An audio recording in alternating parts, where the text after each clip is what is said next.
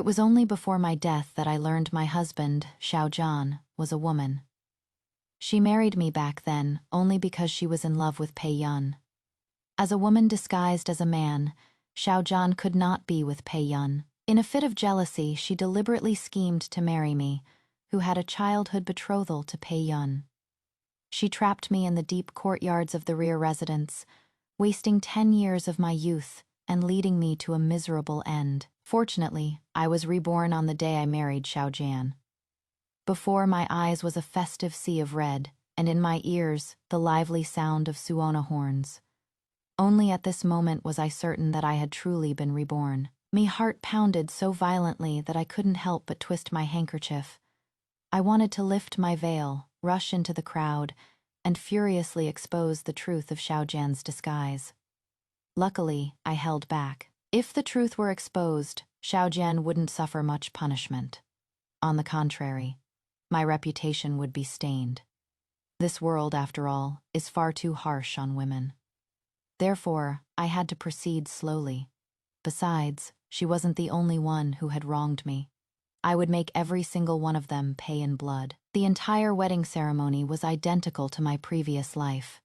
When it came to the wedding night, Xiao Jian brought a large group of rowdy friends to stir up trouble in the bridal chamber. Just as before, she ignored the matchmaker's pleas, threw aside the ceremonial rod, and deliberately tried to lift my red veil with the tip of her foot. I was prepared. I dodged aside. I tore off the red veil myself and flung it into Xiao Jian's face. The crowd of troublemakers roared with laughter. "Xiao Jian, your new bride has quite a temper."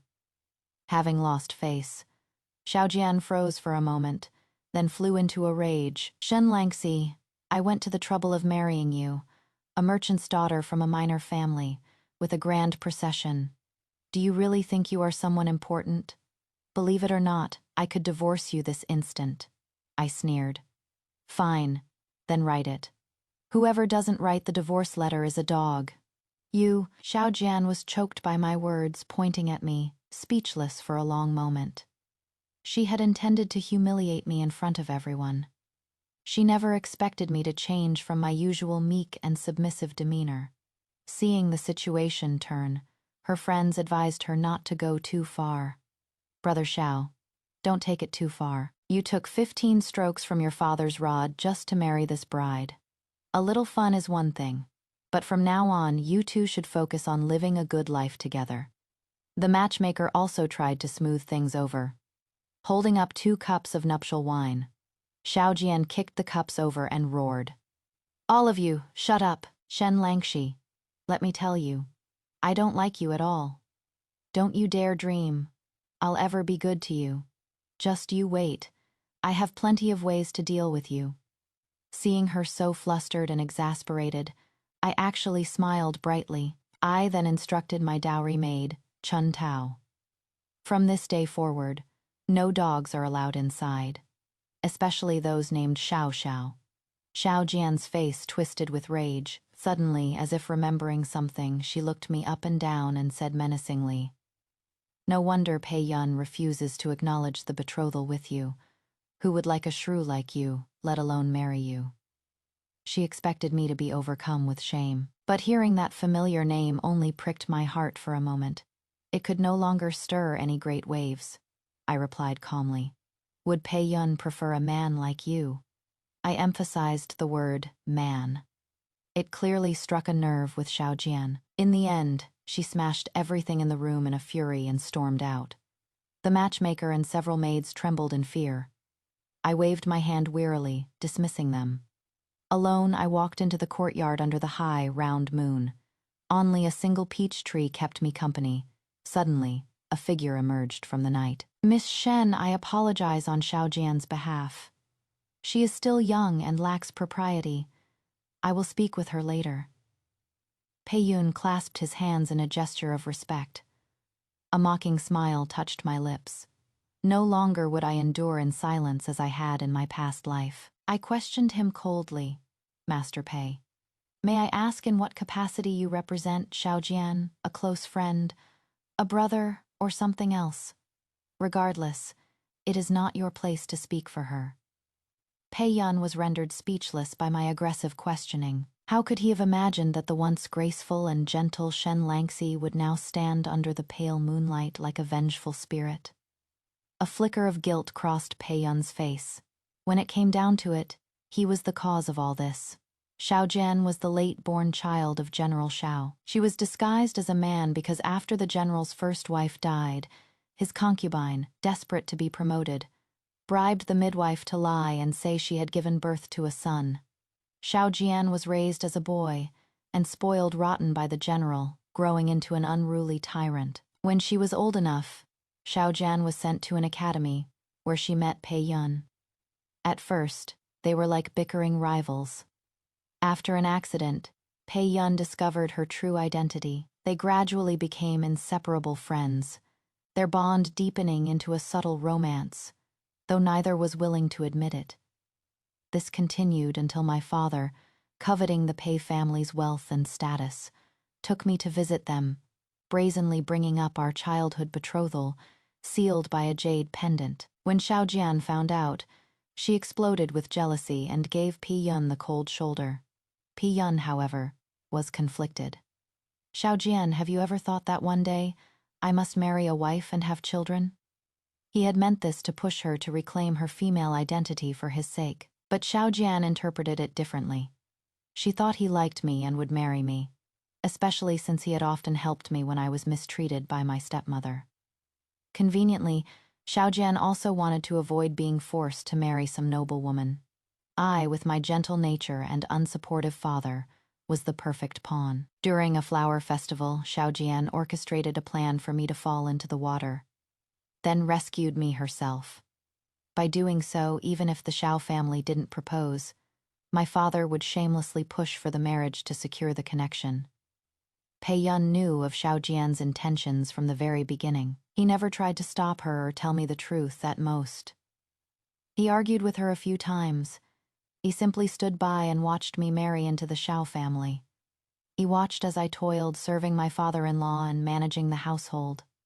For a decade, I diligently played the part of the perfect daughter, in-law only to meet a tragic end. And for that, Pei Yun shed a few sorrowful tears, the very picture of hypocrisy. I suddenly put on a sorrowful expression.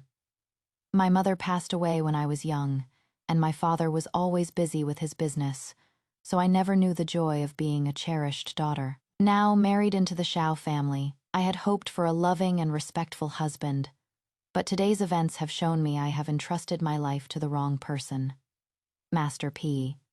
Although we had a betrothal and I know you have no feelings for me, I have always respected you as an older brother. You knew Xiao Jian's character, so why didn't you tell me the truth before the marriage?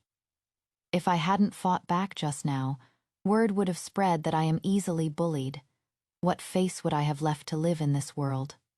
The guilt on Pei Yun's face deepened. He sighed lightly. Miss Shen, it was my fault. I, Pei Yun, promise you here, and now that I will protect you in the future, and help you secure a divorce as soon as possible. I will not let anyone bully you. With Pei Yun's promise, my initial objective was achieved. I sent him away casually. From a distance in the courtyard, I could faintly hear Pei Yun scolding Xiao Jian, followed by General Xiao's furious roars. A sense of satisfaction filled my heart. I plucked a peach blossom and crushed it in my palm. The juice was a savage scarlet red, snaking across my skin. Just now, the matchmaker had said this peach tree hadn't bloomed or even sprouted leaves for years. Only today, on my wedding day, a few small blossoms had suddenly appeared, a rare good omen. Yes, a good omen for the vengeance I would claim from them. In my past life, in my 10th year of marriage to Xiao Jian, she had become the celebrated general of the West. I overheard a conversation between her, Pei Yun, and General Xiao and learned the truth of her identity. It turned out even General Xiao had been deceived for years. I was the last to know. Before I could even process my anger, General Xiao drew his sword and cut me down. My blood sprayed all over that peach tree. The following year, the long, dormant tree bloomed with an astonishing vigor. The branches were heavy with blossoms, their pink hue as vibrant as blood. My soul was trapped in that tree, I was forced to watch Xiaojian rise higher and higher. Eventually, she broke free of her constraints, publicly revealed her female identity, and married Pei Yun in a grand ceremony. On the day of her wedding, the peach tree withered and died overnight, and my resentment reached its peak. The heavens have eyes. I was granted a new life. For her actions, Xiao Jian received another 20 strokes from General Xiao's rod. That very night, she petulantly left the residence to travel and unwind in Hangzhou. The next morning, I calmly served tea to General Xiao alone. Seeing Xiao Jian absent, the general slammed his hand on a table, shattering it. When he saw my respectful demeanor, devoid of complaint, he couldn't help but feel guilty. Good child, you have been wronged. General Xiao had risen from humble beginnings, fighting his way up over decades to his current position. He never looked down on others, and naturally, he did not disdain me for my commoner status. He called for the steward to bring the keys to the storehouse, land deeds, and other documents, intending for me to take charge of the household. In my previous life, under Xiaojian's cold gaze, I had politely declined, raised on principles of decorum. I subconsciously deferred to my husband. That was what led to my later isolation and helplessness. But after 10 years as a ghost, I had seen the depths of human depravity and ugliness. Reborn, my temperament had completely changed. I knew I couldn't rely on anyone. Only what I held firmly in my own hands was the best strategy. I accepted them graciously. Thank you, father-in-law. I will do my best to manage our home. General Xiao had been rewarded handsomely by the emperor over his years on the battlefield. The treasures were countless. With money, my future plans would be much easier to execute. 3 days after my wedding, I returned to my maiden home. My stepmother, having already heard about the wedding night incident, greeted me with cold sarcasm. My father, seeing that I was not favored and could bring him no benefits, immediately dropped all pretense of warmth and dismissed me perfunctorily. I paid them no mind. After a few superficial words, I went to a remote courtyard. Pushing the door open, I saw a small, thin figure hunched over a desk, practicing calligraphy. I walked over and placed a food box in front of Shen Lansheng. I brought you your favorite lychee pork and cherry snowflake pudding. Have some. Shen Lansheng glanced at it, then quickly looked down, hiding the longing in his eyes. I don't like them anymore. Take them away. I sat down in front of him and took the calligraphy paper from his hand. They say a gentleman is true to himself and others. I know you are doing this because you feel for me and don't want me to spend my dowry on you. Found out. Shen Lansheng's ears turned red, but he kept his small face tense. Since you know, then leave. Don't waste your money on me.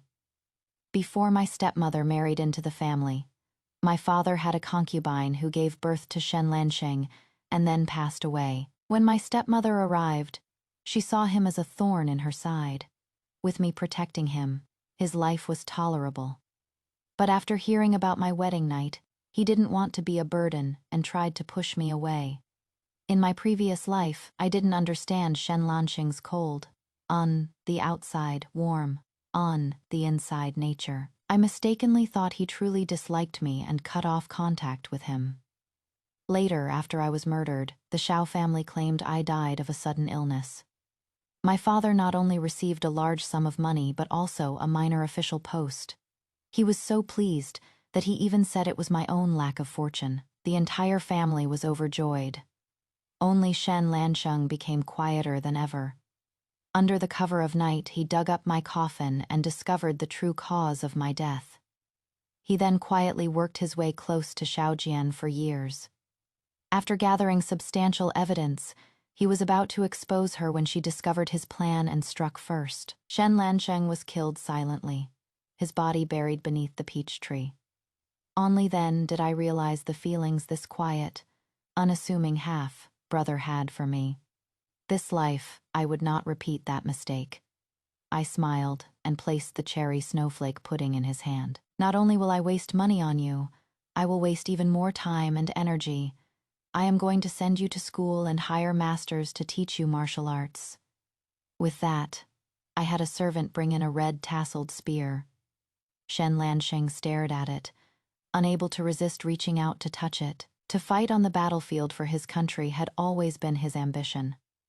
Sadly, in his past life, his stepmother's abuse left him frail and sickly. Just surviving was a struggle. He touched it only twice before lowering his eyes and refusing. "Take it back. I don't like it." I firmly turned his shoulders to face me, meeting his evasive gaze. "If you are worried about money, let me tell you. I now control the Shao family's treasury. A little bit leaking from my fingers would be enough to keep you comfortable for a lifetime." Shen Lansheng wavered. "I heard that man doesn't treat you well. That is why you need to eat well and grow strong so you can help me. Lansheng, you are the only family I have left." Meeting my hopeful gaze, he nodded forcefully. After giving him some instructions, I had just left the residence when I ran into Pei Yun. I was a little surprised. In my past life, he should have been in Hangzhou with Xiaojian at this time. This life, I had deliberately stirred the waters, so naturally, they didn't have the chance for their relationship to blossom. "Miss Shen, are you all right?" Pei Yun, worried that I had been mistreated at home, couldn't help but ask. My maid, Chun Tao, timely stepped in to remind him. "Master Pei, my mistress is already married. She is now Madame Xiao." Pei Yun was at a loss for words, the self-blame in his eyes deepening. He was also in a difficult position. Marriage was a woman's lifelong commitment, yet Xiaojian had carelessly ruined someone's life out of jealousy. Pei Yun had argued with her, urging her to face reality and grant me a divorce. But the ever-reckless Xiaojian wouldn't listen to a word of reason. They had a falling out, and a rift was already forming between them. Pei Yun's heart was slowly starting to lean towards me. I gave him a perfunctory curtsy and walked past him. "Master Pei, you are well aware of how I ended up in this situation." Pei Yun opened his mouth but couldn't utter a word. He followed me from a distance, silently escorting me back to the Shao residence. Chun Tao couldn't help but look back every few steps. "Mistress, do you think Master Pei likes you?" She didn't know the full story and could only guess at this reason. I curved my lips in a small smile but didn't answer. It would be best if he did. Simple guilt fades quickly. Only the tangled threads of emotion would be useful for my future plans. Chun Tao's face lit up with gossipy excitement. "Mistress, I support you.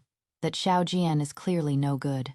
Don't worry, I'll keep your secret." I shook my head with a helpless smile in the last life. Shen Lansheng was able to gather evidence largely thanks to the help of Chun Tao, who endured humiliation in the Shao residence. After his death, she too met a tragic end. Having such a loyal maid was my good fortune. A month later, Xiaojian, having spent all her money, returned to the residence in disgrace. When she came back, she found me in the study, reviewing account books and working the abacus. She stormed in and snatched the ledgers. "Where is Steward Zhang? Did he kick the bucket and ascend to the heavens? Why is every Tom, Dick, and Harry trying to get their hands on my Shao family's property?" Steward Zhang hurried in. "Young master, it was the old master who put the young madam in charge." Xiaojian didn't believe it and viciously threw the ledgers at him. "Then what is the use of you? Sooner or later she'll collude with outsiders and empty our coffers, and you'll all be left with nothing." Xiaojian's tantrum brought General Xiao to the scene. He entered and, without a word, slapped her across the face. Xiaojian became even more defiant. "Father, since Langshi has been managing the house, everything has been perfectly in order. It is not your place to cause trouble." Seeing the time was right, I stepped in with a submissive posture to persuade the general. "It is my fault for not doing well enough. Please, father-in-law and husband, do not trouble yourselves by arguing over me." Xiaojian spat. "Shen Langshi, stop acting. Pei Yun isn't here. He won't fall for your hypocritical act." General Xiao was so enraged he started shouting curses. "You rebellious child. Langxi is part of our Xiao family and has a perfectly innocent relationship with that Pei boy. I've seen it with my own eyes. It is you who slanders people without cause. I'll beat you to death today." The scene devolved into chaos. While my words were pleading for him to stop, I was actually keeping my distance, giving General Xiao plenty of room to swing at Xiao Jian. However, deep down, the general would always side with his own flesh and blood. After a few blows, he was stopped by Steward Zhang and the others. Once he had calmed down, General Xiao threw an invitation card on the table. In 2 days, the eldest princess is hosting a flower viewing banquet. You and Langshi will go together, and when you are there, you will behave yourself and not cause any trouble. General Xiao believed in family harmony and was trying every way he could to force Xiao Jian and me to get along. I respectfully agreed. Xiao Jian, upon hearing this, had a scheming, playful look in her eyes. On the day of the banquet, Xiao Jian left for the princess's residence ahead of me. I arrived later in my own carriage. After taking my seat, I noticed the varied glances from those around me. Chun Tao, unaccustomed to such grand occasions, grew nervous. "Mistress, why are they looking at you like that?" I remained calm and composed. I didn't have to guess. Xiao Jian was surely behind it. After being ignored all morning, Xiao Jian came over to provoke me, gloating. "How do you like it?" I curtsied. "The delicacies at the princess's residence are exquisite, and the flowers are a dazzling sight. It is truly a wonderful experience." Seeing no sign of distress on my face, Xiao Jian snorted coldly. "All pretense. Father and Pei Yun aren't here today. Let's see who can protect you now." I raised an eyebrow but said nothing. Xiao Jian despised my obedient and gentle facade the most, as it always earned Pei Yun's pity and help. Her goal was to force me to show my true colors and publicly embarrass myself. When the eldest princess led the guests to admire the flowers, she specifically called me to her side. After looking me over, her eyes filled with contempt. "I expected a great beauty, but to have married into the Xiao family, you must have some impressive skills." On the surface, it was praise. But in reality, she was calling me a seductive fox who would do anything to climb the social ladder. The crowd covered their mouths and giggled. The princess shot Xiao Jian a triumphant look. They were old friends, so naturally, the princess was happy to help in tormenting me. I played dumb, pretending not to understand the hidden meaning. "Thank you for your praise, Your Highness." Along the way, the princess used the pretext of flower viewing to quiz and challenge me. Coming from a humble background, I naturally couldn't identify the famous flowers and mostly failed to answer. Xiao Jian leisurely fanned herself, never offering a word to help, content to watch me make a fool of myself. When we reached the peony garden, the splendid blossoms drew gasps of admiration from the crowd. Suddenly, a sharp pain shot through my knee. I cried out and fell, crushing a large patch of peonies in the process. The princess roared, "How dare you? These peonies were a gift from the emperor himself." I feigned terror and knelt. "Your Highness, please calm your anger." Xiao Jian unhurriedly knelt to apologize. "Your Highness, please calm your anger. It is my failure to discipline her." My posture was extremely low, the princess said slowly. "The emperor is a benevolent man, and as a princess, I should follow his example. Since Xiao Shen, she has behaved improperly at the banquet, this princess will punish you by having you kneel here for half an hour." Xiao Jian cupped her hands and replied, "Your Highness, that will not do. Xiao Shen, she's behavior is boorish. She has offended you and spoiled everyone's mood. She should be severely punished, lest she fail to learn her lesson." The crowd chimed in. "We implore Your Highness to punish her severely." I laughed internally. I had wondered what method Xiao Jian would use against me. It turned out to be the same crude and boring trick from my past life. The princess couldn't go against the will of the crowd and reluctantly extended my punishment to kneeling for 6 hours. "Xiao Jian, this wife of yours lacks manners. You must teach her properly what rules are." Xiao Jian smiled and obeyed, then turned to berate me for my poor conduct and lack of refinement. "You are just a merchant's daughter who doesn't belong. What kind of place do you think this is? It is not for you to act wild and break the rules." Hearing the same words as in my past life, I almost laughed out loud.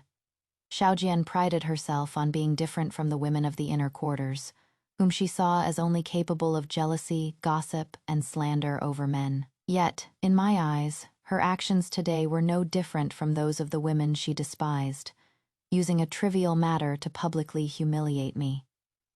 Xiaojian walked the world under the guise of a man, but she never once thought of fighting for women's interests, nor did she understand their struggles.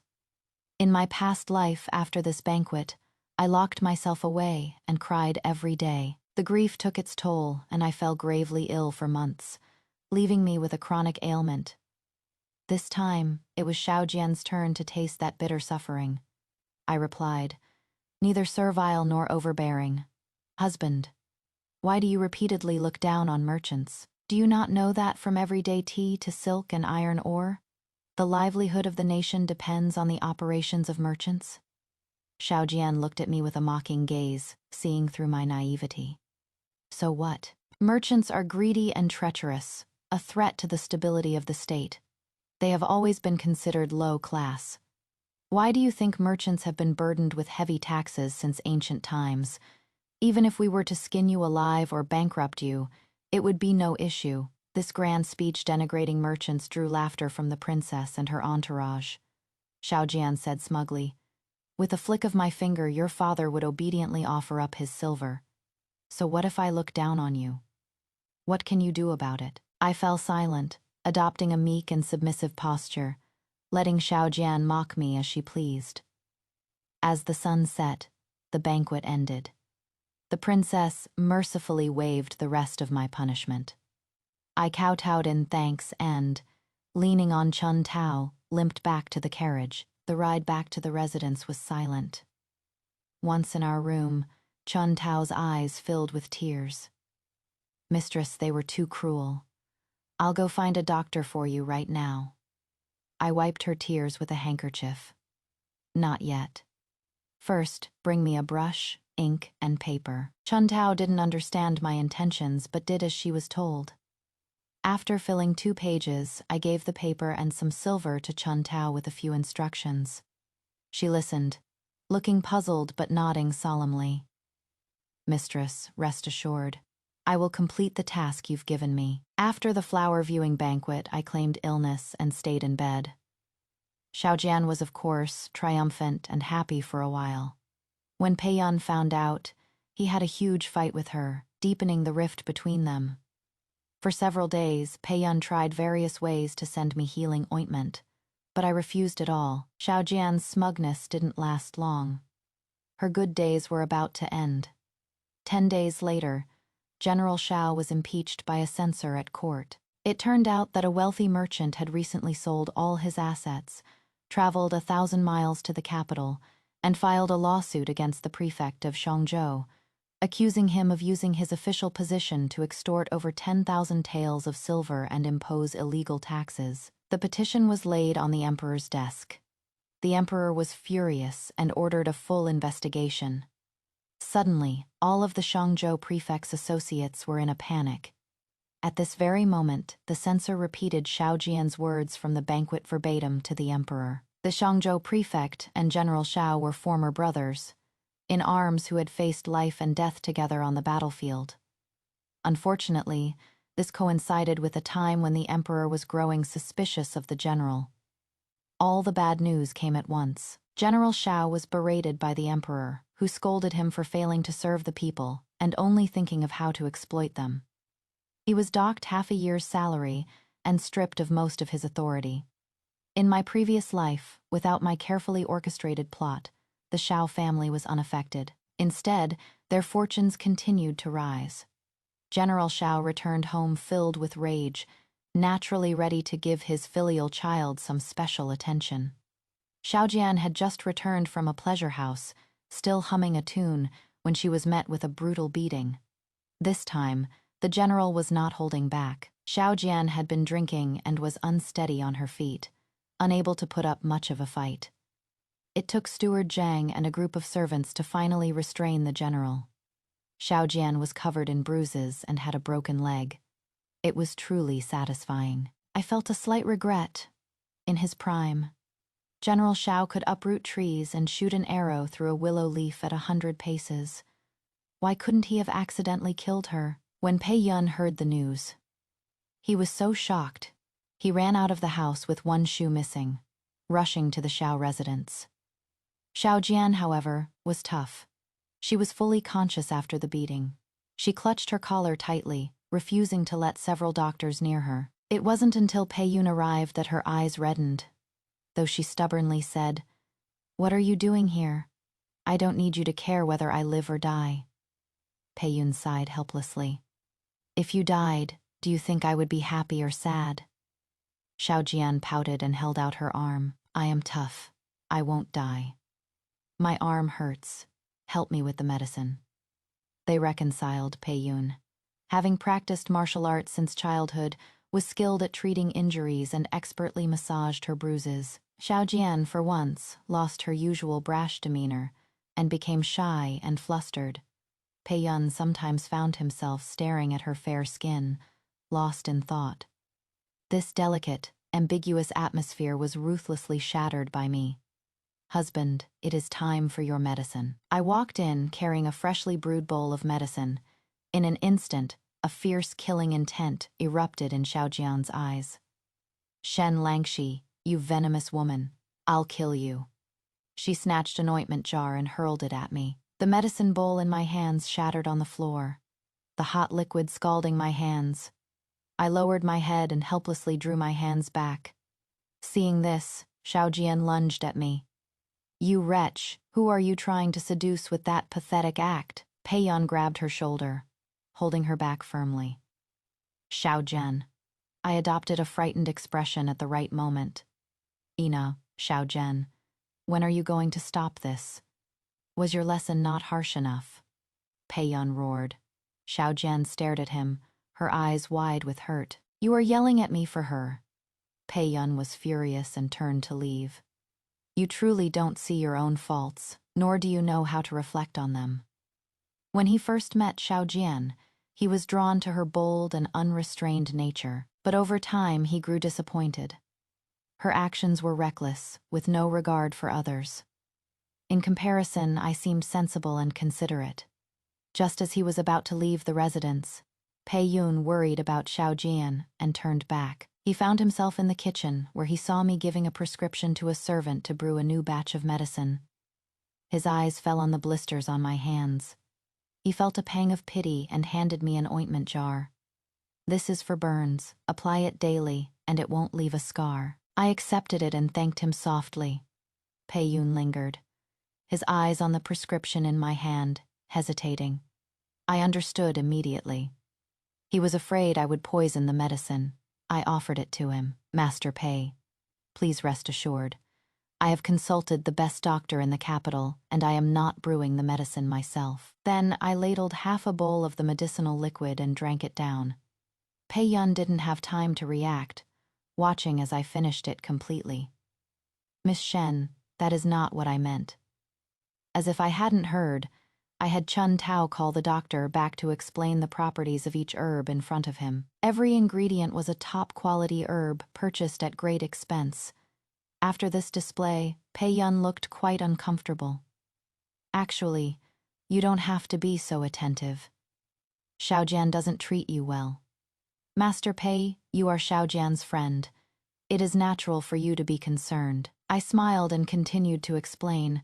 "Perhaps you find my behavior of fawning over Xiao Jian strange. But have you considered that I am all alone, and it is only thanks to the generosity of my father-in-law that my life is more comfortable than before? Out of both sentiment and reason, I must, for his sake, be a proper daughter-in-law. If I could stand on my own 2 feet without relying on anyone, why would I endure living at the mercy of others?" Pei Yun clasped his hands in apology. "I am sorry. I have judged a noble heart with a petty mind." I blinked and leaned in closer, whispering, "I have been waiting for you to fulfill your promise to help me with my divorce." "What are you two doing?" Xiao Jian glared at us, her eyes wide with fury. I innocently hid behind Pei Yun. Pei Yun could no longer contain his anger and snapped at her. "Xiao Jian, how long will you continue this unreasonable behavior?" Being scolded. Xiao Jian clutched her chest in pain. Pei Yun, it hurts.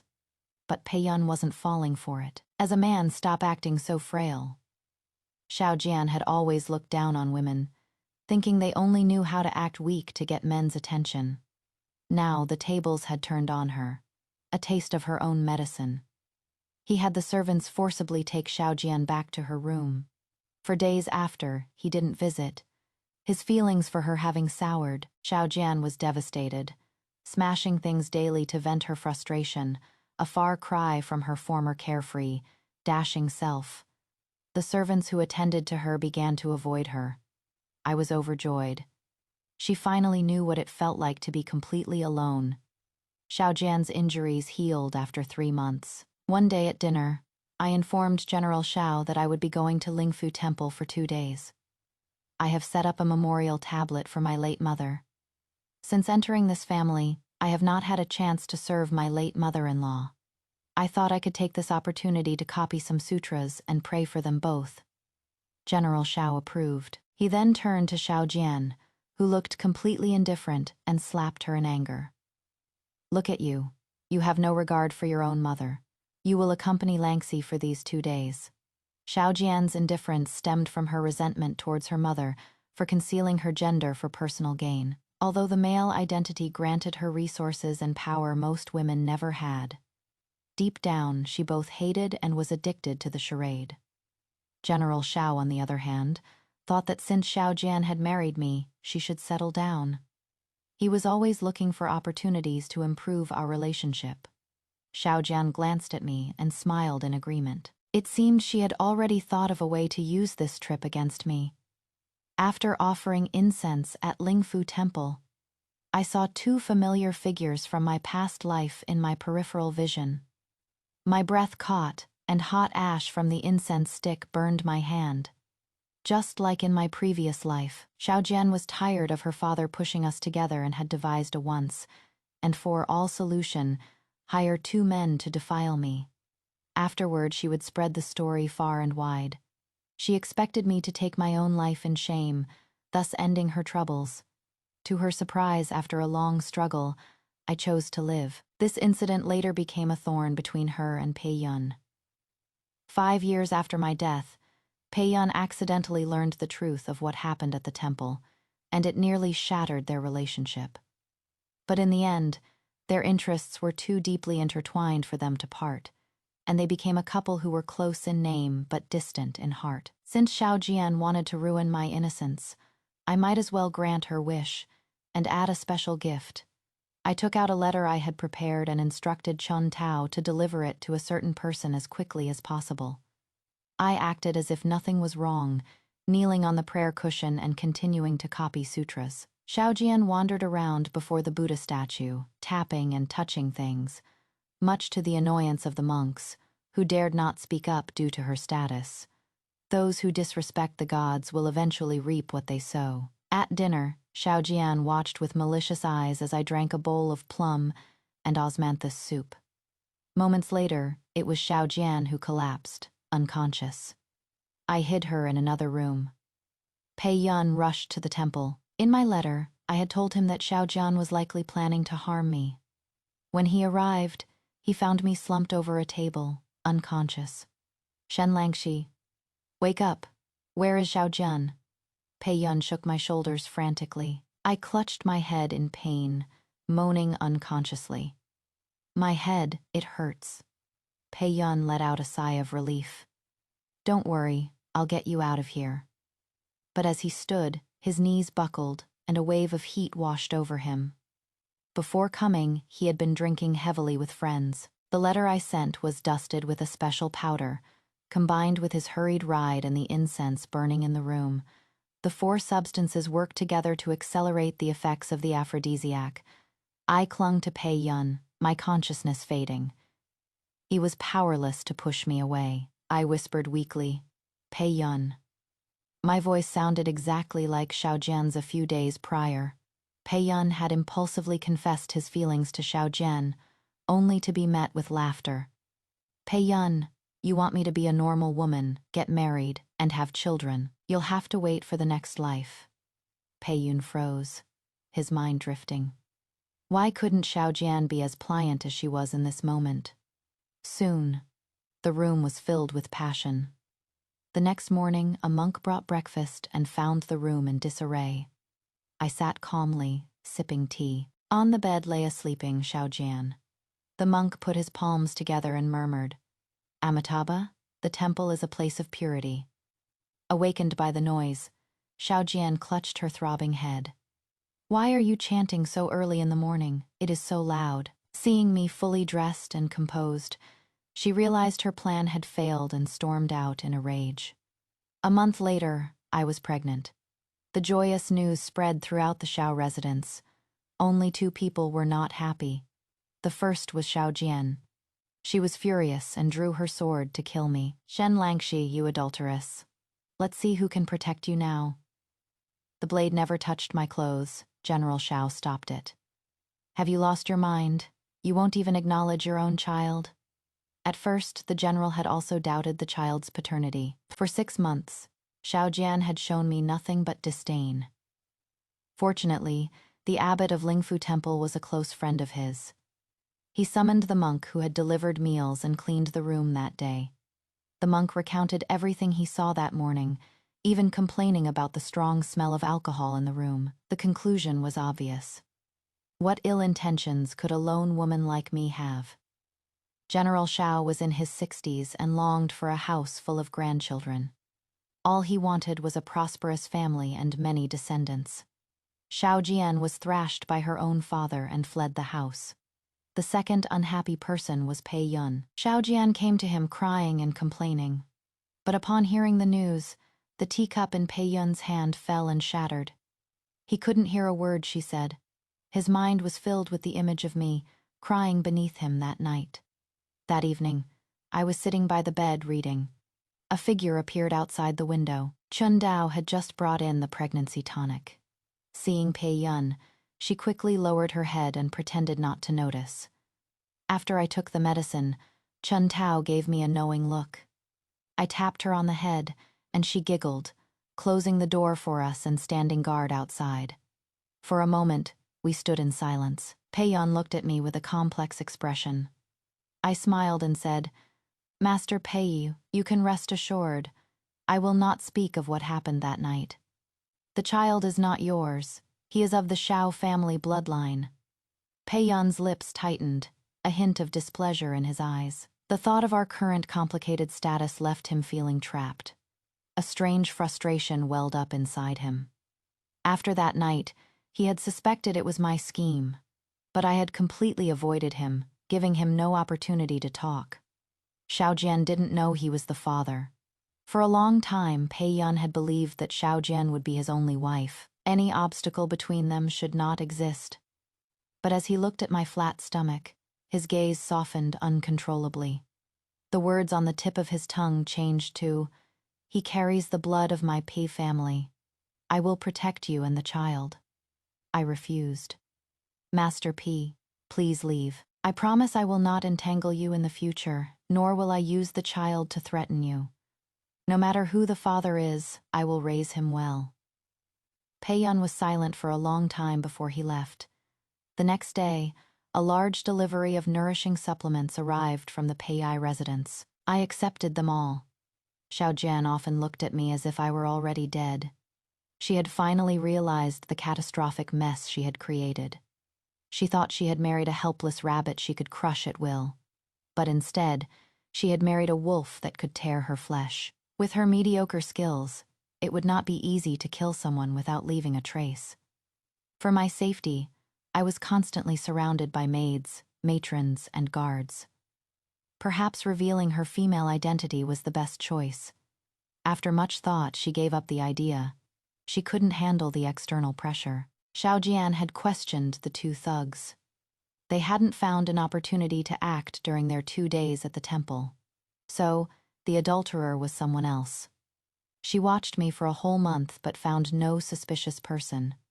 All she could do was watch as jewels, hairpins, and supplements flowed into my hands. Even Pei Yun was on my side. "Xiaojian, stop it. You wronged her first. You can't expect Shen Langshi to remain a widow for the rest of her life." Regarding my pregnancy, He was evasive. Perhaps she has her reasons.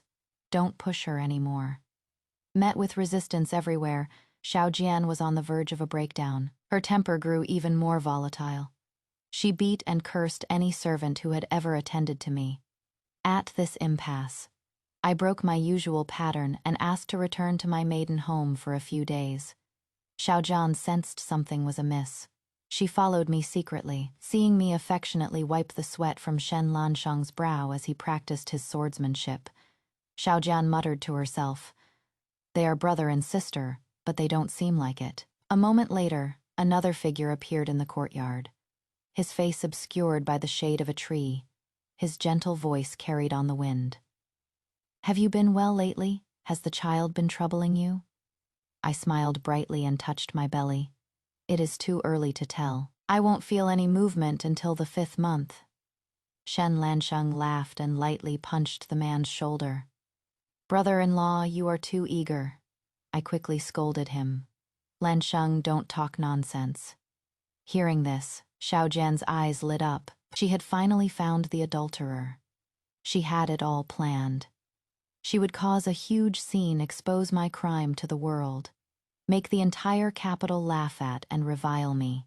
She wanted everyone, especially Pei Yun, to witness me being drowned in a pig cage. Excited, Xiao Jian crept closer. The closer she got, the more familiar the man's voice sounded. "I've decided. Let's call the baby a heng." Xiao Jian caught sight of the jade pendant on the man's waist. A sense of foreboding washed over her. I smiled sweetly at Pei Yun and said, "You are the father. We'll do as you say." In that instant, Xiao Jian looked as if she had been struck by lightning. Her eyes filled with rage. She instinctively drew her sword and lunged at me with all her might. At the critical moment, Shen Lansheng reacted swiftly, shouting, "Be careful." He deflected Xiao Jian's sword with his own, slashing her arm in the process. Blood gushed out immediately. Xiao Jian cried out in pain and stumbled back. Her eyes red, she stared defiantly as Pei Yun shielded me. Pei Yun was flustered. "Jian, what are you doing here? Your hand is injured." Xiao Jian stared at his face and said, enunciating each word, "Pei Yun, you truly are something else." With that, she turned and ran. Pei Yun instinctively started to follow her, then remembered me. He looked at me with guilt. "Langxi, I gave him a reassuring smile. "I am fine, but Xiao Jian, I am afraid she'll go back to the residence and tell on us. What if she exposes everything? Can you stop her for me?" I gave him an out. Pei Yun nodded. "Y'all right." After Pei Yun left, Shen Lansheng was indignant on my behalf. "Sister, are you really letting Pei Yun chase after that gender?" Bending Xiao Jian. "Aren't you afraid they'll end up together?" I watched Pei Yun's departing figure and said firmly, "They won't otherwise. He wouldn't care about my feelings." Shen Lansheng punched a tree in frustration, sending leaves showering to the ground. "If only I were strong enough to stand on my own, then you wouldn't have had to suffer so much." A few days ago, I had told him the whole truth. His first instinct was to kill everyone who had bullied me, but seeing my calm expression, he forced himself to calm down, trusting that I had a plan. I took his hand. The 12-year-old boy's hand was already covered in small cuts and calluses. It seemed Pei Yun was a good teacher. Otherwise, he would not have become a famous general in the future. I comforted him. "Lansheng, a little suffering now is nothing. Your task is to bide your time and build your strength, so you can aid me in the future." Shen Lansheng agreed. On the way back to the Shao residence, I saw many refugees begging by the roadside. Chun Tao grew uneasy. "Mistress," I heard the northern liar invading. "Our great Zhou has already lost 5 cities, and refugees are flooding into the capital. It won't be safe today. Should I send someone to find Master Pi? It is too dangerous outside." I lifted the carriage curtain. The sky was a gloomy gray, a storm brewing. By my calculations, both Xiao Jian and Pei Yun should be outside the city gates by now. On this day in my past life, Xiao Jian and Pei Yun had another huge fight over me. In a fit of anger, Xiao Jian rode north to the border, where some of her good friends were stationed. Pei Yun, after much inquiry, found out where she had gone. Fearing for her safety, he followed. When he found her, they ran into the Northern Lai army. The local prefect had abandoned the city and fled. Pei Yun and his group had no choice but to join the defending soldiers. Fortunately, their clever strategy led to a great victory. After this battle, Xiaojian, confident in her military prowess, impulsively decided to join the army. Pei Yun, worried her identity would be exposed, strongly disagreed. Xiaojian said nothing, and when he wasn't looking, secretly went straight to the border garrison. By the time Pei Yun found out, it was too late. He had no choice but to enlist as well, protecting her and cleaning up her messes along the way. That was how the legend of the General of the West was born. I instructed Chun Tao. No need, he has his own destiny, we just need to ensure our own safety. A letter from Pei Yun arrived 6 months later. I had just given birth to a heng. General Xiao was overjoyed. He wasn't too concerned about Xiaojian running away to join the army. The strict military discipline would save him the trouble of teaching her. With a grandson, his son was no longer so important. Chun Tao happily held a heng for me to see. Mistress, look. He is so cute. I leaned weakly against the headboard, silently looking at the peaceful, sleeping face in my arms. In my past life, I was violated by thugs and was never able to have children. I had dreamed of having a child with someone I loved. Although this child was not born out of love, my current situation was precarious. He was my only bargaining chip with him. Pei Yun would have to consider my well-being. I opened the letter. It detailed the dangers Pei Yun had faced over the past 6 months. Whenever he was in a desperate situation, the thought of his unborn child gave him the strength to persevere. He regretted missing the child's birth, but was glad that after many battles he had been promoted. He urged me to take care of myself and wait for him. At the end, he added a note. I was fortunate to have discussed the culture and geography of Yubi Prefecture with you. I benefited greatly from our conversation, and I have now used that knowledge to defeat the Northern Lai and rise in rank. I will never forget this kindness. Chun Tao brought a brazier, and the flames quickly consumed the letter. I picked up my brush and began to write back to Pei Yun. I told him that our son and I were well and not to worry. Then I meticulously analyzed the Northern Lai's likely next moves and corresponding strategies. I had asked Pei Yun to teach Shen Lansheng martial arts. During his free time, Pei Yun had marveled that I was not interested in needlework, but instead enjoyed reading books like the Commentary on the Water Classic and Comprehensive Geography of the Typing Era. I had acted embarrassed. I've always longed for a broader world, to achieve something great, but since I am confined to the inner quarters, I read these old books to pass the time. Pei Yun picked up a book, which happened to be open to the section on Yubi Prefecture. My maternal grandfather was a merchant. I was a playful child and traveled all over with him. We stayed in Yubi Prefecture for a few days, and the local customs left a deep impression on me. I followed his lead. I heard Yubi Prefecture has treacherous terrain, easy to defend and hard to attack, a place of great strategic importance. In our conversation, I intentionally guided him to discuss the offensive and defensive strategies related to Yubi Prefecture. In my past life, the Northern Lai were defeated and sued for peace. Xiaojian and Pei Yun returned as celebrated generals, showered with rewards by the emperor. Storytellers in tea houses recounted their glorious achievements. Even I, who rarely left the house, had heard of them. The battle for Yubi Prefecture had been a stalemate for over 2 years, a brutal and bloody conflict. The turning point came with an 80-year-old man who had witnessed a tragic battle there, 70 years prior. The memory stayed with him, and over the next 70 years he figured out how to win that difficult war. Xiaojian listened to his advice and won a stunning victory, her fame skyrocketing. Thanks to me, that honor now belonged to Pei Yun. After finishing the letter, Chun Tao brought red ink paste. I picked up a heng, pressed his right foot into the ink, and then onto the letter. Once the footprint was dry, Chun Tao sent the letter off. In just 2 years, the Northern Lie, unable to withstand the Great Zhou, sent envoys to negotiate peace. This time, the renowned general was Pei Yun alone. Relying on my letters, he anticipated the enemy's every move, won battles against overwhelming odds, and rose through the ranks. When he returned to the capital for an audience with the emperor, he rode through the streets, accepting the cheers of the people. As he passed the Shao residence, his eyes met mine, then fell on the sturdy little aheng in my arms. He tightened his grip on the reins, his gaze lingering. As for Xiaojian, the moment she entered, she pointed her sword at me, terrifying aheng, who clutched my leg and cried, "You ruined me."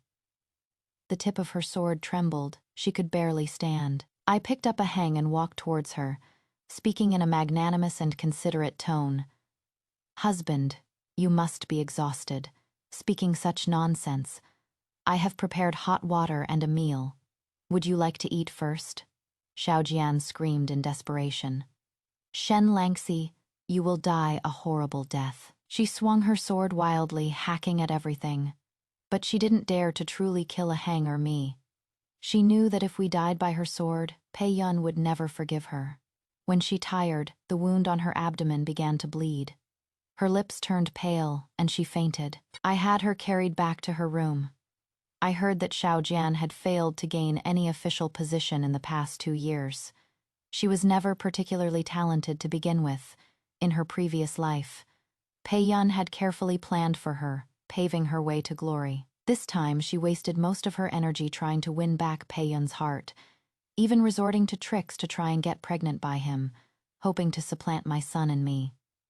After several months with no sign of pregnancy, she panicked and secretly sought a doctor, only to receive devastating news.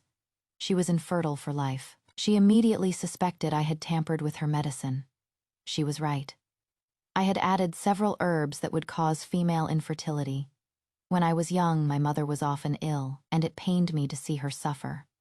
By the time I learned to read, I had already familiarized myself with half a medical text. Under the pretext of improving her health, I had the doctor add a few extra ingredients to Xiaojian's prescription.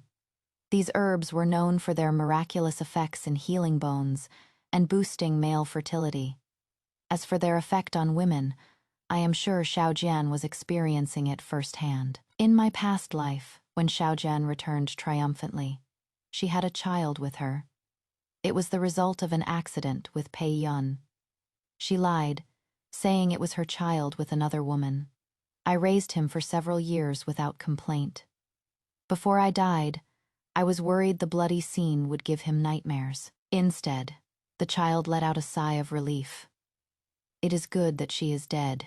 She was such a nuisance." Xiaojian had turned me into a ghost, neither human nor spirit. She could not blame me for becoming a demon to seek revenge. Xiaojian fell gravely ill. She became so thin she was like a skeleton, her large eyes darting around unnervingly. But she forced herself to summon all the family clansmen. They were all confused and annoyed.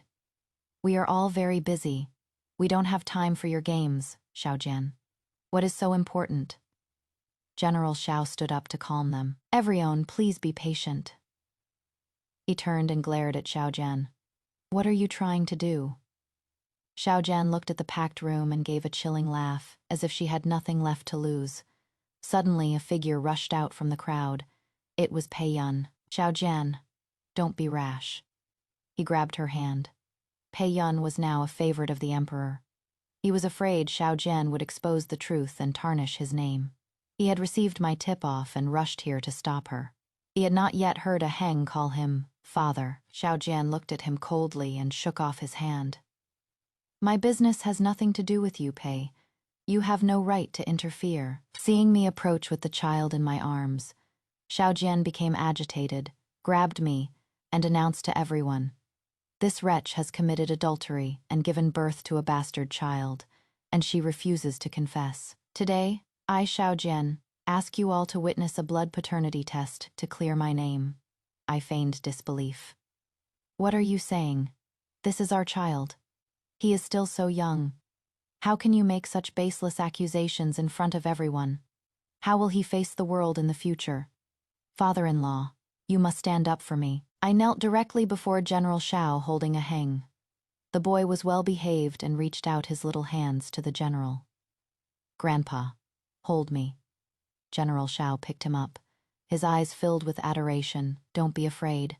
Grandpa will protect you. He looked at Xiao Jian and scolded her. You have brought enough shame upon this family. Someone take the young master away. Xiao Jian stubbornly refused. Father, just listen to me this one time. She called for a basin of water and a knife. Father, take a good look at the bastard in your arms. He doesn't look like me or you or my mother. And if you look closely, he doesn't much resemble Shen Longxi either. Aren't you the least bit suspicious? Her words made General Shao hesitate. He had, on occasion, felt a flicker of doubt, but it was always dispelled by his grandson's adorable face. An onlooker spoke up. That is right. Now that you mention it, he really doesn't resemble anyone in the Shao family. Don't you all agree? The crowd murmured in agreement. Xiao Jian looked at me, her expression a mixture of madness and triumph. Pei Yun's face was grim. Xiao Jian, must you burn everything to the ground? This will do you no good. Xiao Jian looked at him with sorrow. There was no trace of affection for her in his face, only concern for me and the child. She gave him one last deep look and turned back to her father. Father, I want a blood paternity test, this time. General Shao agreed. He turned to me. Langxi, are you willing? I nodded with grace. As long as it can clear my son's name and mine, I am willing. Before coming here, I was anxious, worried that Xiao Jian would play her final card. But in the end, she came up with this foolish idea. I had truly overestimated her. When Xiao Jian took the blood, she viciously cut a heng's finger, as if she wished she could end his life with that single stroke. Pei Yun saw it all, his heart aching, but he could do nothing. He looked at me and I gave him a reassuring glance. When the 2 drops of blood in the water failed to merge, Xiao Jian shrieked, See, this spawn is not mine. General Shao was stunned into silence. Everyone present was shocked. Madam Shao, everyone has seen how well the Shao family has treated you. How could you do such a thing? Exactly. Even though you've been kind to us, uncles, this concerns the honor of the Shao family. No one can protect you now. The hall erupted in chaos. Xiao Jian stared at my face, trying to find a trace of fear or panic. She found none. General Shao's gaze was heavy. Shen Langxi, do you have anything to say? I picked up the knife and said calmly, Of course. I walked towards Pei Yun. Master Pei, may I borrow some of your blood? No, Xiao Jian shouted. This has nothing to do with Pei Yun. There is no need to involve an innocent party. She still had feelings for him and didn't want to embarrass him publicly. I ignored her and looked at Pei Yun. Are you willing? Pei Yun chose to trust me soon. Pei Yun's blood failed to merge with a heng's. Pei Yun froze. Then he saw his own blood merge perfectly with Xiao Jian's samano and exclaimed, How strange. Could it be that Pei Yun and Xiao Jian are brothers? I cut my own wrist and my blood dripped into the water. Miraculously, my blood did not merge with a heng's. Ivrion was astonished. The ancients said blood is thicker than water. Could it be that this Aheng is not Shen Langxi's biological son? I smiled without a word and asked General Shao to give his blood. Once again, the crowd gasped. My blood merged with General Shao's. His blood also merged with Aheng's, but not with Xiao Jian's. The onlookers were amazed. I cleared my throat and said, I believe everyone thinks that only the blood of relatives will merge. In fact, that is not true. It is merely a popular misconception. If you do not believe me, feel free to try it yourselves. Indeed, many people did. The situation was completely reversed. Xiao Jian lunged at me in a frenzy. Shen Langxi, you must have tampered with it. You are framing me. Don't be fooled by her. She missed. General Shao slapped her so hard she fell to the ground. You rebellious child, I'll beat you to death today. Pei Yun stopped him. Lord Shao, calm down. Xiao Jian injured her head on the battlefield. and her mind is not clear. That is what led to today's situation. Please let her rest at home and avoid contact with the outside world for now. In the last battle, Xiaojian had watched Pei Yun's star rise, while the gap between them grew wider and their relationship more distant. Impatient, she recklessly led a small squad to hunt down the remnants of the Northern Lai army, only to fall into a trap and be captured. All the men who followed her were killed. Xiaojian was tortured by the enemy to the point of a mental breakdown. Fortunately, Pei Yun arrived with reinforcements in time to rescue her. Hearing Pei Yun's explanation, the others shook their heads in pity. Considering how well the Xiao daughter-in-law has treated us, we will let today's matter go. The blood test fiasco passed without further incident. Afterward, Pei Yun and Xiaojian's relationship was completely broken.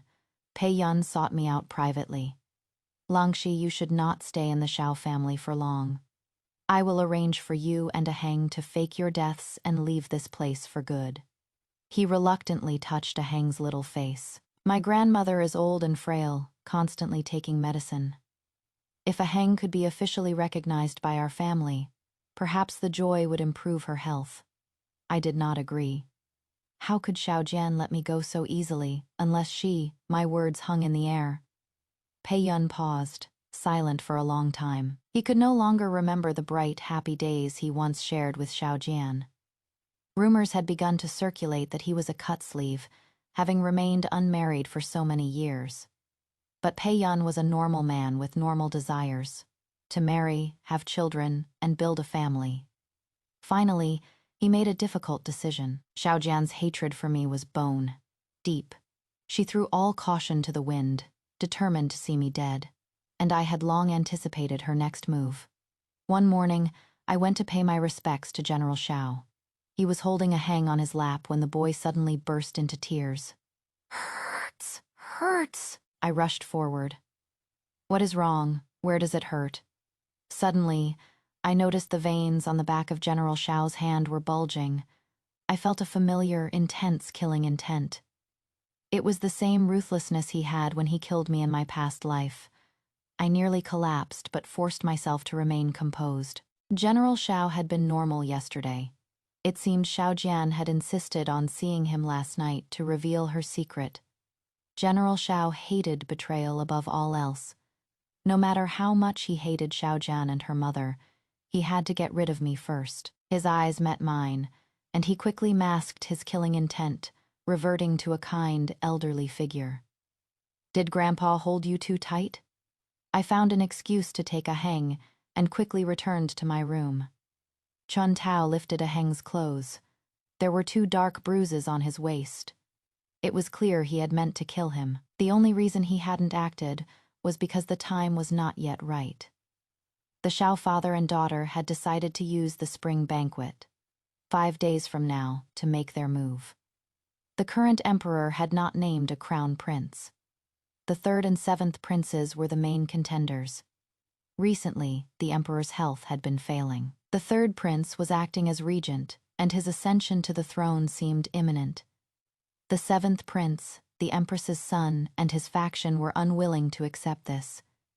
They planned to stage a coup at the spring banquet. The 3rd prince had received word of this but lacked military support due to his mother's weak family connections.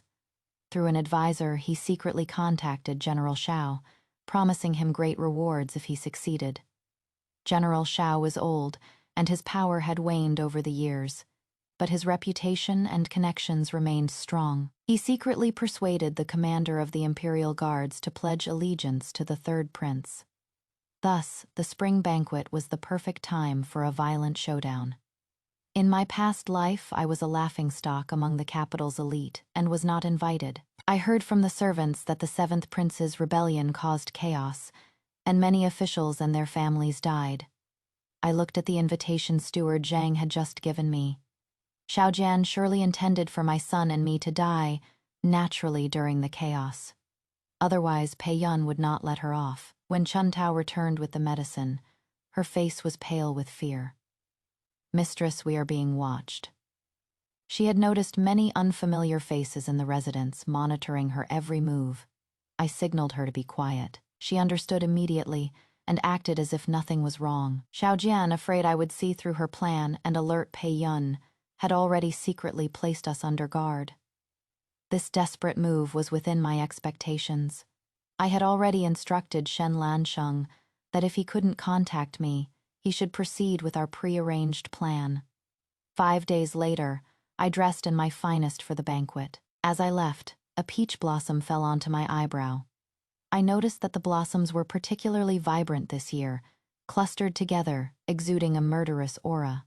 A truly good omen. I sat at the banquet with a heng. The ladies around me were chatting and laughing. The change came in an instant. The deafening sounds of battle erupted outside. Somebody shouted, "The 7th prince is rebelling." Everyone scattered in terror. Only the eldest princess, drunk and annoyed, pointed at the soldiers who rushed in. "You insolent dogs, daring to disturb my pleasure." She smashed her cup, and a head rolled to the ground. The prince consort and several of her male companions were so terrified they wet themselves, abandoning the princess's body. I happened to turn and see this horrifying scene. In my past life, the princess had met the same end. As the emperor's only daughter, she had been spoiled her entire life. She had once allowed her consort and lovers to beat the 7th prince's concubine's brother to death in the street, driving the concubine to die of grief. The 7th prince hated her for it. The 3rd prince also couldn't tolerate her, because she had once coquettishly asked the emperor for an edict naming her as his successor. The emperor, thinking it a joke, had actually given it to her. A ruler must eliminate all threats. I sighed with emotion. Those who commit many injustices are doomed to destroy themselves. Following my planned route, I quickly escaped to a safe, hidden location. Awaiting me were several of Pei Yun's trusted men, tasked with ensuring our safety. "We are late, my lady. I hope you were not frightened." I nodded, not blaming them. "Thank you for your efforts." A heng did not cry or fuss, staying quietly by my side. After several hours, as the sun set, casting a dim yellow light on my shoulders, a figure flew in. My guards drew their blades warily, but it was Shen Lansheng, covered in blood. I went to check his injuries. "Where are you hurt?" Shen Lansheng shook his head. "I am fine, sister. It was a little tricky, but I took care of them all." Xiaojian had made 2 fatal mistakes. First, she never told her father the truth about her gender. Second, until her death, she held on to the illusion that Pei Yun would not kill her. And to ensure General Xiao would not oppose their union in the future, she never told him that a heng was Pei Yun's son. So Pei Yun's men easily lured them into a trap. The Xiao father and daughter, caught off guard, died tragically under the blades of Shen Lansheng and the others. The spring banquet coup ended with the death of the 7th prince and the madness of the empress. The emperor passed away, and the throne went to the 3rd prince. When rewards were distributed, the Xiao family was at the top of the list. Tragically, the father and son had died in battle, leaving behind a widow and an orphan. The emperor mourned the loss of such talent and rewarded them heavily. Aheng was granted the title of Earl of Zhongyang. I accepted the imperial edict and thanked the emperor. I closed our doors to the world and focused on raising a heng. 3 years later, I left a heng at the Xiao residence. Without taking any of the Xiao family's wealth, I married Pei Yun alone. By now, Pei Yun was a powerful court official, enjoying immense prestige. Rumors circulated that he had remained single all these years, waiting for me, his childhood betrothed. He was seen as a truly devoted man. On my wedding day, a heng stood at the gate to see me off. "Mother, go without worry. Do what you want to do. I will take good care of myself." His mature demeanor pained my heart. A heng was a prodigy, showing astonishing talent since he began his studies at age 3. His eyes seemed to see through everything. Tears welled up. But I hardened my heart and entered the red sedan chair. Less than half a year after marrying Pei Yun, I became pregnant. Within a year, I gave birth to the Pei family's eldest son and heir. Pei Yun's parents were long gone, and his grandmother, his only living relative, treated me well. Everyone envied my comfortable and happy life, and I diligently fulfilled my duties as the Pei family's daughter. In-law many times, Pei Yun would say with emotion. Langxi, to have you in this life is a blessing of 3 lifetimes. He no longer remembered the young classmate from the academy all those years ago. In my 5th year of marriage to Pei Yun, the Western barbarians invaded. Pei Yun was appointed commander of the expedition. Before he left, I personally brewed a jar of peach blossom wine for him to be opened upon your return. Pei Yun laughed and agreed. Another spring passed, and grim news came from the front lines. Pei Yun had contracted a sudden illness during the first battle and unfortunately passed away. His subordinate, Shen Lansheng, fearing the news would demoralize the troops, disguised himself as Pei Yun and led the army in his place. Only after repelling the enemy did he dare to return to the capital and report the truth. But the emperor was overjoyed. Not only did he pardon him, he rewarded him. The young and capable Shen Lansheng replaced Pei Yun as the new celebrated general. On the day of Shen Lansheng's return, we opened that jar of peach blossom wine. I sat under the peach tree and poured 3 bowls, Zone for General Xiao Wen for Xiao Jian, and the last one for Pei Yun. Shen Lansheng was confused. Sister, although being a bystander is a crime, Pei Yun's actions didn't warrant death. I poured the 3rd bowl onto the ground and smiled. How could Pei Yun be innocent? On the day I discovered the truth in my past life, I almost screamed. At the critical moment, it was Pei Yun who struck my throat with a branch, rendering me mute. He cut off my last chance of survival. He was an accomplice, not an innocent bystander. That is why, for the past 5 years, I had been poisoning his food and drink. Once he reached the Western lands, the poison would naturally take its course. In this life, I have finally completed my revenge. For the rest of my days, I will simply enjoy the wealth and glory of the Xiao and Pei families, and live out my life in peace.